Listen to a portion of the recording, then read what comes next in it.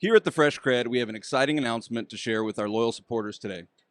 We're announcing a new addition to the Fresh Cred family, and we're bringing it to you live from SEPC's Southern Exposure in Tampa, Florida. Can you stand the suspense, Mason? Yeah, so me neither. Virtual Craig somewhere, can you stand the suspense? Probably not. So without further ado, here it is. So many of you know the Red Pepper King, Paul Manfre. And if you follow him on social media, you also know that Paul has published a show for some time where he speaks about product demand and availability, quality, consumer trends, fresh produce consumption, and generally in everything and anything that is on Paul's mind. We're excited to announce Paul will be joining the Fresh Cred group with his own weekly show dropping every Friday. Paul, with his years of experience, will bring passion and credible information to the fresh produce industry every week. In fact, so much so that we named it the Credible Vegetable Report with Paul Manfre. See what we did there? The Credible Vegetable Report. So mark your calendars. The first episode will release later this month on March 29th. It will be available on YouTube, Apple Podcasts, Spotify, etc. Basically anywhere you consume podcast content today. Paul's breadth of expertise will surely provide his listeners with valuable information and beyond. His career in produce sales started on the streets of New York. That's about as ground floor as you can get. Since then, he has basically done it all as it relates to produce sales and procurement, from domestic to international and everything that implies. But to do the man justice, we have invited him to join us today here on the Fresh Cred Live at SEPC's Southern Exposure to learn a bit more about him and what it is that fuels the incredible passion he has for the industry. Please join me in welcoming the Red Pepper King himself, Paul Manfre. Paul, thanks for being here. Thank you very much. Thank you for having me. I'm very excited to do this. I'm always about no matter who has a story. I'm always excited about bringing that story of fresh produce to the masses. I try to support everyone in our industry. I think no one should be excluded. And this is another platform for me, hopefully, to increase consumption of fresh produce in the United States. At the end of the day, I know that's really important to you. I mean, I've heard you say it many times, increase consumption.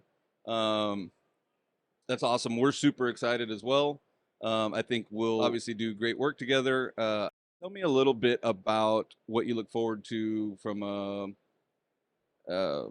I guess, production standpoint, maybe from your... Well, anyone that's been following me for the last 6 years know that the headphones, microphone is totally foreign to the Paul Manfre podcast. It's been done for the last 6 years on an iPhone. And so now with the, and I have to say, most of the time when I actually listen to myself, I know I have a lot of feedback of how you appreciate and love what I say. But when I listen to myself, I hate it. I hate the ums, the ahs, and the oohs, and that's only because this is totally unscripted. Firsthand, pan the camera. There's no notes on my desk. That's how I do this. And sometimes when I have an idea and it sends me off to another idea, it's literally, there was no thought. So as I'm thinking about it in my head, what comes on so that part of it, having a more quality production to me, and more importantly, hopefully a new audience. Sure. That would be a plus for all of us. Yeah, that's awesome. Yeah, and I think it relaxes you as well, as far as when you know that maybe it's not the end of the world. Yeah, anything stupid I say could be edited out. Sure, possibly. Nothing stupid. Yeah, because I was going to ask you, what lapse in judgment did you experience that would make you agree to work with us? But no, there's no lapse in judgment. Again, I support the podcast in our industry. Anybody, I'm one platform, right? But there are others in our industry, and we all should support the other people in our industry. Sure. Because we have the greatest story ever told that no one has ever told. Yeah. It's never telling it. The retailers don't tell it. The wholesalers don't tell it. Perfect example. Look what avocados from Mexico did because they told their story. Look what that, they have Super Bowl ads every year because they had the foresight to tell the story. And now look at that product. We as an industry, they are the only ones that told that story. My hope is to sell that story. And more importantly, I hope this gets traction with consumers. I'm hoping this podcast gets because consumers can change a lot of the things in the industry. We all know that once consumers get involved and they'll say, "Oh, we don't like this," Yeah. Every industry, whatever it is, changes their attitude, or they'll change their they'll adjust to what consumer demands. That's awesome. Yeah.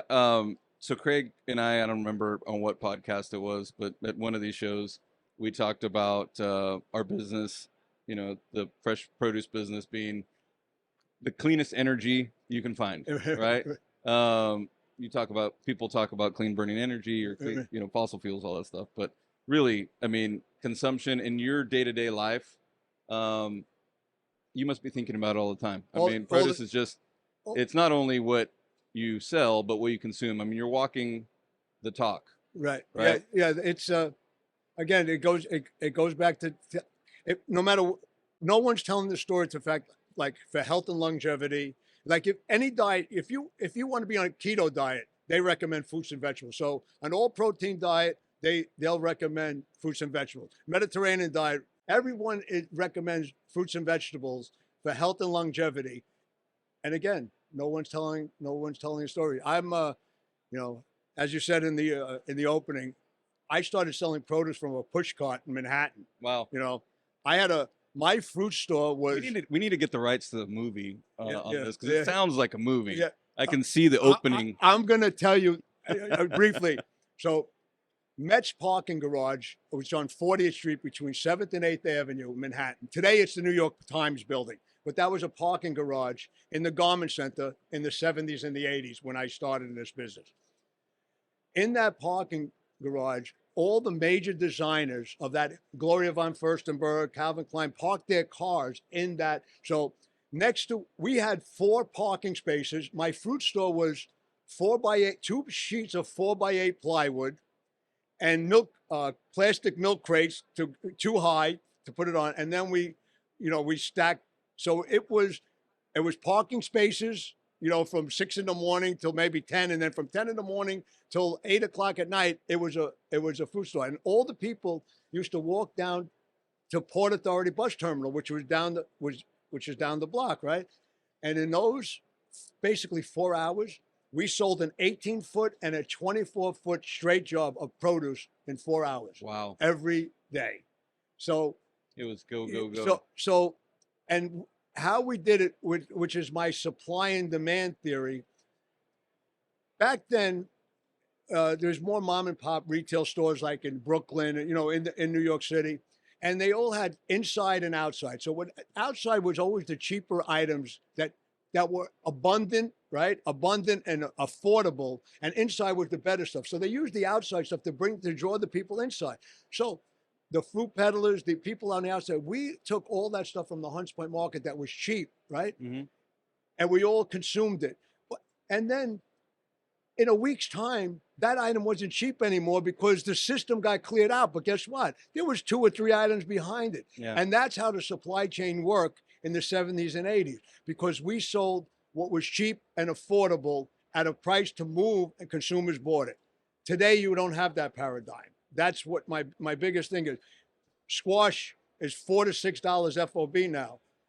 Could get it to New York for $9 to $10 for 25 pounds. Every retail change is $1.49 or $1.99 a pound. So if that brings back $50 on a $9 investment, and that's what's wrong with our supply chain today. That's why I would like to get, and this is not only, the other side of the coin is growers and wholesalers also take the price too high sometimes, not thinking about the retail. So this is not a one-sided. It's not one-sided. This is, we have to learn to meet in the middle for everyone's benefit. Sure.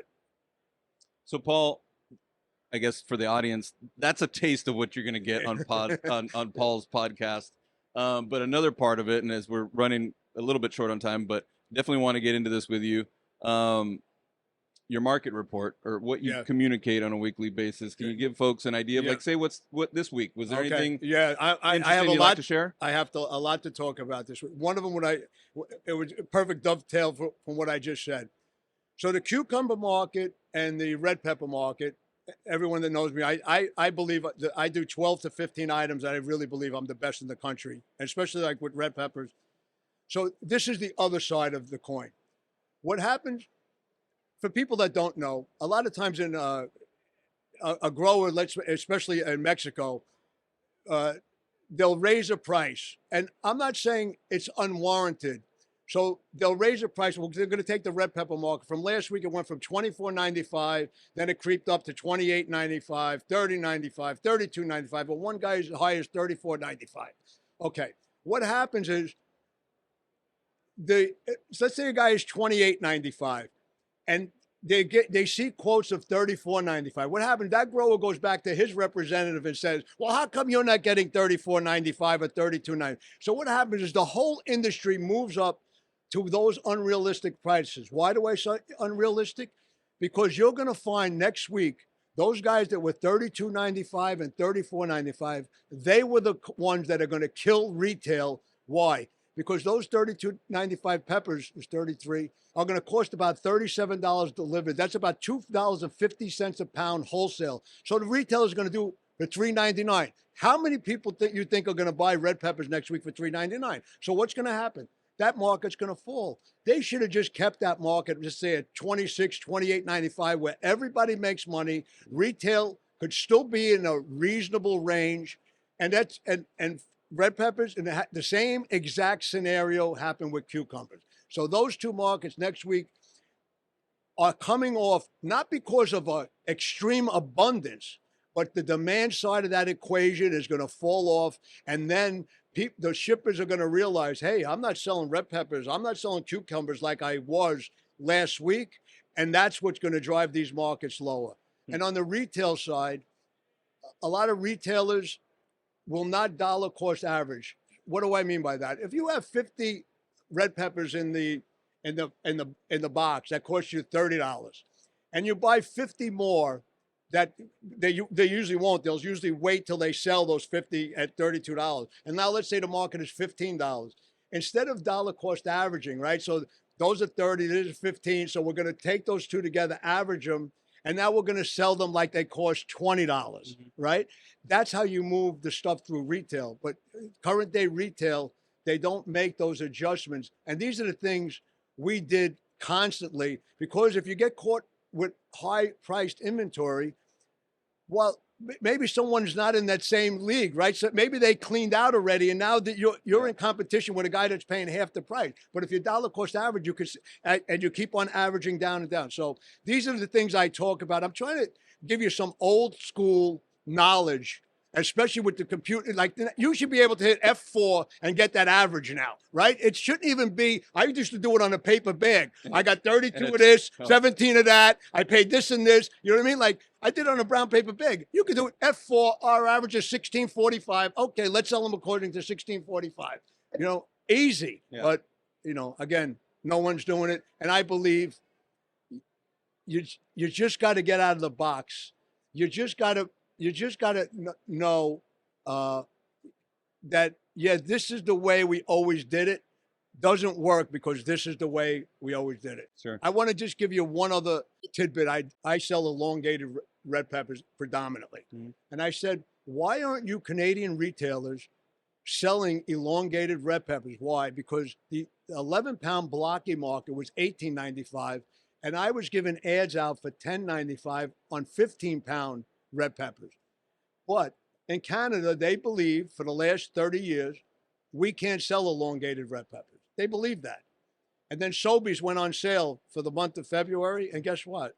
They sold some red pepper. They sold elongated red peppers. And that made guys in Montreal, wholesalers, buy elongated red peppers. So, you know, I could remember when in 1989, when we had a freeze, they never sold Roma tomatoes in Boston, but there was no other tomatoes, so they actually started selling. Now I think we ship 4 or 5 loads a week from Top Cats to Roma tomatoes in Boston. Again, it's just getting out of the box, and just because this is the way we always did it, it's not the always way. It's the way you always did it for the last 30 years. But there's guys around like me that know that how you did it 50 years ago, and they still work.